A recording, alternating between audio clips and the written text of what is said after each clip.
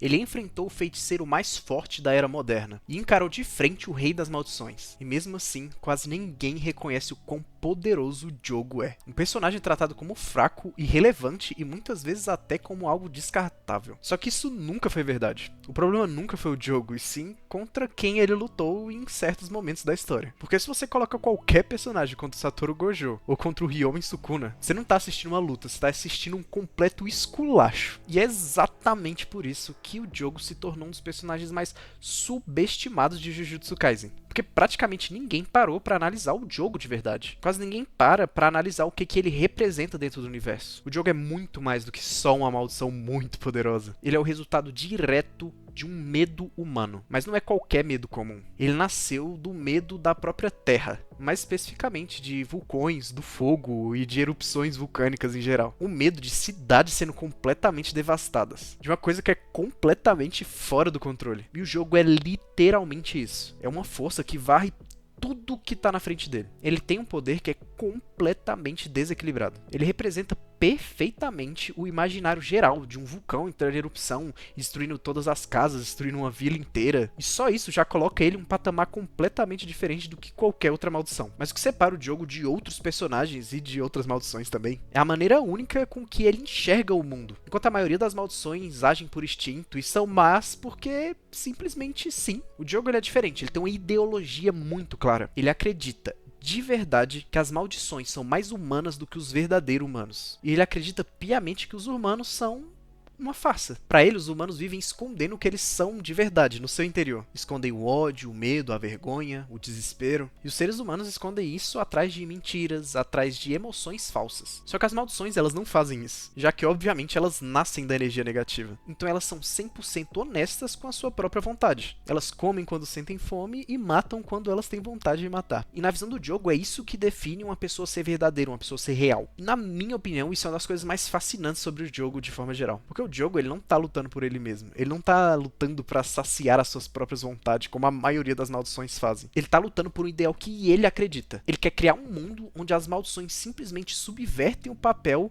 e assumem o lugar dos humanos. Onde tudo que há de mais verdadeiro no mundo simplesmente prevalece. O Diogo, ele se importa muito mais com as próprias motivações dele do que com a própria vida. Se ele acabar sendo derrotado, pra ele morrer não é o fim de tudo. Se o objetivo dele for alcançado, a morte é uma parada simplesmente irrelevante. E é exatamente por isso que ele aceita uma coisa que a maioria das maldições recusaria, que é se alinhar ao Kenjaku em um plano completamente arriscado, que envolvia não só selar Satoru Gojo, como também trazer de volta o rei das maldições, o Ryomen Sukuna. Só daí já dá pra tirar o tamanho da ambição que é esse plano, né? E o objetivo do Diogo esse tempo todo era simplesmente mudar o mundo. Mas é aí então que acontece um dos momentos que praticamente crava a visão errada que as pessoas têm contra o Diogo, que é o confronto dele contra Satoru Gojo. Afinal, aqui é o primeiro momento que a gente vai ver o Diogo lutar, né? Era um momento onde ele ia mostrar toda a capacidade, todos os poderes dele. Só que o que acontece ali é uma humilhação inacreditável. O Diogo ataca com tudo que ele tem, usa todas as técnicas dele. Ele expande o domínio e mesmo assim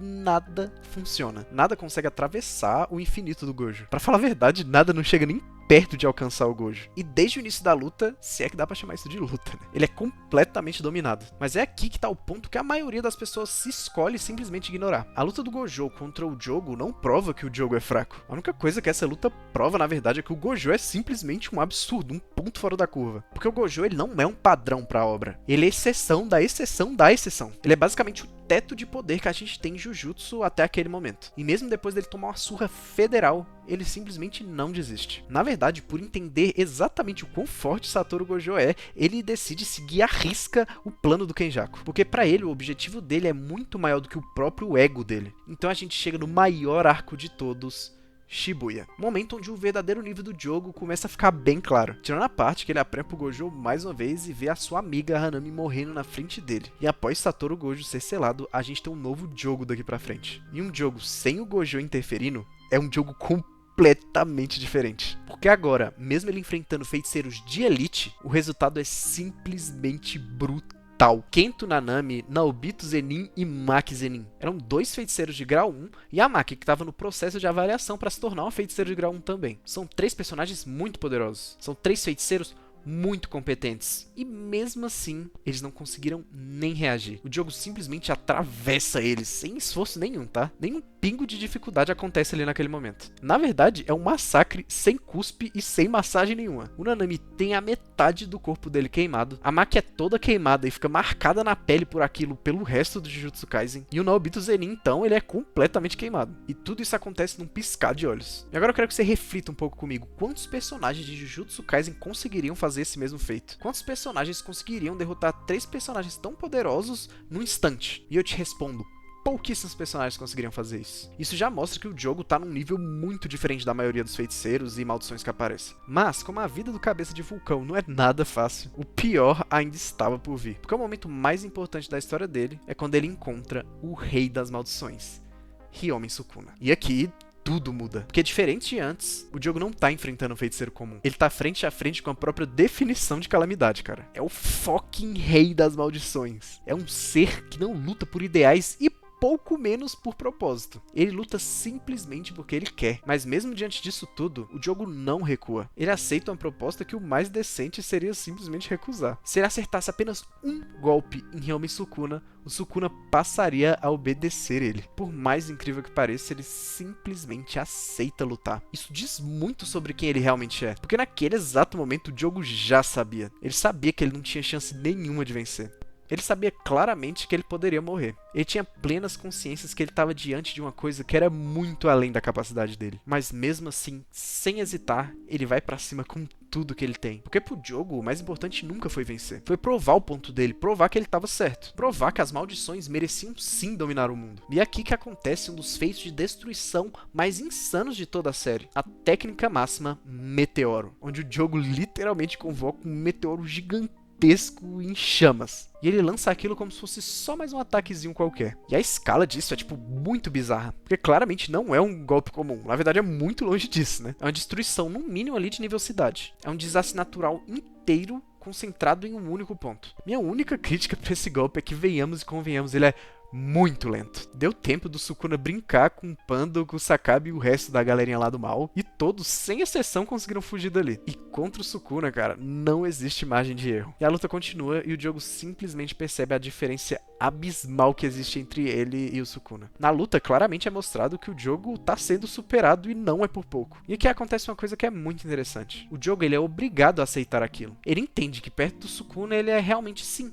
fraco, mas mesmo assim ele continua lutando ali até o fim com tudo que ele tem. E mesmo ele sendo esmagado, mesmo ele sendo superado em todos os espectros que você imaginar, ele consegue chamar a atenção do Sukuna, que reconhece ele como um adversário digno. Isso pra ele é extremamente importante, porque o Sukuna ele não respeita qualquer pessoa. Mas com o jogo é diferente. Depois da luta, quando tudo já acabou, Sukuna olha pra ele e fala algo que muda completamente a percepção sobre o personagem. Ele diz que o jogo é forte. E é nesse momento que algo simplesmente muda. Porque pela primeira vez em toda a sua vida, o jogo estava experienciando emoções que ele nunca havia sentido antes. Então ele chora. E não são lágrimas de dor ou de tristeza, mas sim lágrimas de orgulho. Orgulho de ter sido reconhecido pelo ser mais poderoso que já existiu. E nos últimos momentos, ele pensa nos seus companheiros, Dagon, Hanami, e ele pede desculpas. Mas não por ter perdido, e sim por não ter conseguido completar o seu objetivo. Mas mesmo assim, ele não abandona suas crenças. Ele continua acreditando que as maldições são os verdadeiros humanos. E é aqui que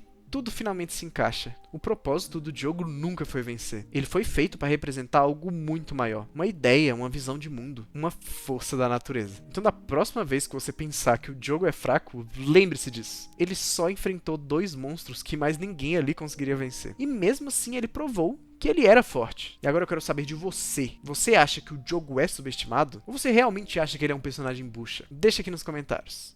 E se você curte esse tipo de vídeo, deixa seu like, se inscreve no canal se ainda não for inscrito. Até o próximo vídeo. Valeu, falou, tchau!